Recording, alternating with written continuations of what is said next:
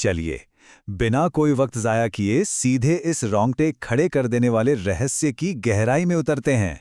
आज हम एक ऐसी खौफनाक पौराणिक कहानी को खंगालेंगे जहां हमारी जानी मानी दुनिया के नियम बिल्कुल काम नहीं करते। हम बात कर रहे हैं गर्भांधर की और काल भक्षिणी के उस अजीबोगरीब पंथ की जो तर्क और असलियत दोनों से बहुत परे है। जरा इस बात पर गौर कीजिए। कल्पना कीजिए कैसे पूरे के पूरे गांव की, जिसे ये तक नहीं पता कि पुरुष या आदमी आखिर होता क्या है। जब गांव वाले पूछते हैं कि लड़का, क्या वो कोई पालतू जानवर है, चेहरे पर बाल किसके होते हैं, तो सच मानिए दिमाग सुन्न पड़ जाता है।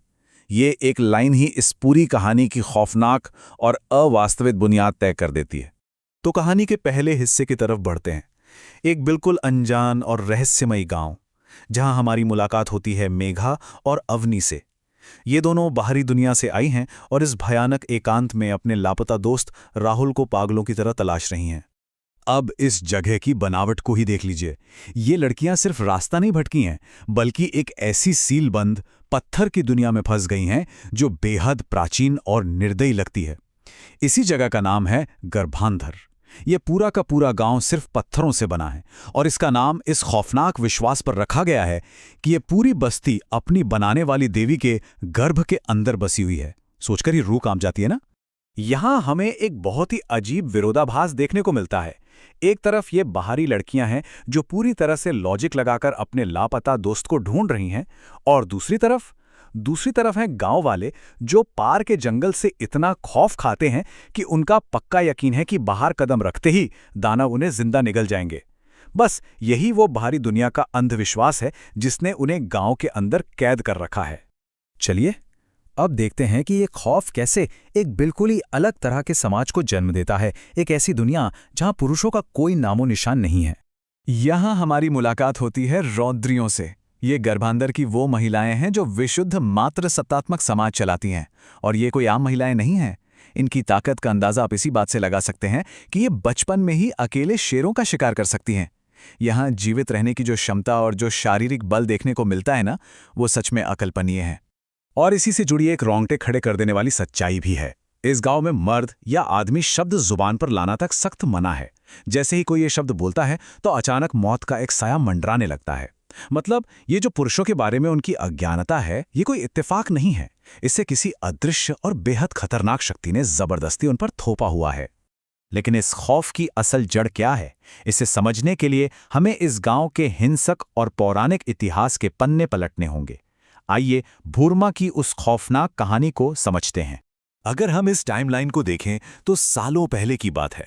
भूरमा नाम की एक औरत को राक्षसों ने बंदी बना लिया था और उस पर ऐसे अत्याचार किए जिनकी कल्पना भी नहीं की जा सकती। लेकिन वो किसी तरह वहां से बच निकली। उसने एक बेटी को जन्म दिया और फिर अपने दुश्मनों का नामो निशान मिटाने के लिए गर्भशाप नाम का एक बेहद खौफनाक अनुष्ठान किया। और बस यहीं से इस एकांत मात्र सत्ता की नींव पड़ी थी। भूरमा ने जो बदला लिया उसका तरीका सच में हैरान करने वाला था। उसने सिर्फ उन राक्षसों के शरीरों को जलाकर राख नहीं किया, बल्कि उनकी आत्माओं को एक चक्रव्यूह में हमेशा हमेशा के लिए कैद कर लिया। ये एक ऐसा कभी ना खत्म होने वाला जाल है जो रौद्रियों की रक्षा के लिए बनाया गया था, ताकि वो कभी किसी के जुल्म का शिकार ना हो। लेकिन कहानी में असली मोड़ तब आता है जब गांव वाले भूरमा की असली पहचान बताते हैं, जिसे वो अपनी देवी मानते हैं। वो असल में कोई और नहीं बल्कि वो भयानक काल भक्षिणी है। ये खुलासा सुनते ही सब कुछ बदल जाता है। ये पूरा का पूरा गांव सीधे तौर पर काले जादू और आत्माओं को निगलने वाली एक डरावनी सच्चाई से जुड़ जाता है। अब आते हैं कहानी के सबसे परेशान कर देने वाले सवाल पर, ये काला अनुष्ठान। आखिर एक ऐसा गांव जहां कोई पुरुष है ही नहीं, वहां बच्चे कैसे पैदा होते हैं? ये वंशावली आगे कैसे बढ़ रही है? इसका जवाब है गर्भांतरी रिवाज। और ये प्रक्रिया इतनी डरावनी है कि सुनकर ही अजीब सी सिहरन होती है। होता यह है कि गांव की महिलाएं एक साथ इकट्ठा होकर एक मंत्र का जाप करती हैं। फिर काल भक्षिणी की पत्थर की मूर्ति के हाथों से पानी रिसने लगता है।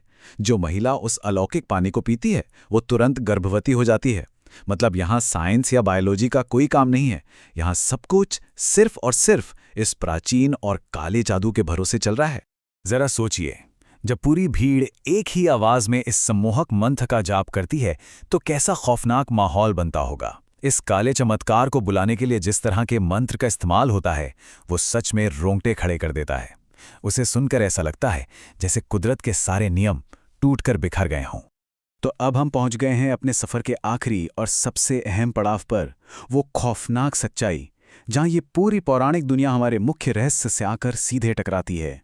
होता कुछ यूं है कि अवनी किसी तरह गर्भ पुराण नाम के उस रहस्यमयी ग्रंथ को पढ़ने में कामयाब हो जाती है, और यकीन मानिए ये ग्रंथ इस गांव के शाप की पूरी पोल खोलकर रख देता है। इसके पन्नों में उन प्राचीन नियमों, उन कैद आत्माओं और कालभक्षिनी के जादू की असली और डरावनी सच्चाई का एक एक बारीक सच दर्ज है। इसी पल अवनी को वो डरावना एहसास होता है। उसे अचानक समझ आता है कि राहुल का गायब होना असल में उन राक्षसों के चक्रव्यूह से जुड़ा हुआ है। जब वो कहती है कि मुझे पता लग गया है कि राहुल कहाँ हो सकता है और हम यहाँ से कैसे बाहर निकलेंगे, तो दिमाग में एक बहुत ही भयानक तस्वीर साफ होने लगती है। तो आखिर में हम इस एक बेहद परेशान करने वाले सवाल पर आकर रुकते हैं।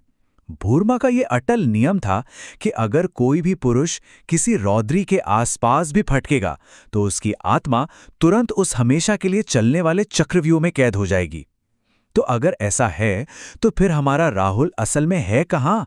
क्या वो भी कालभक्षिणी के उसी शाश्वत चक्रव्यूह का शिकार हो चुका है?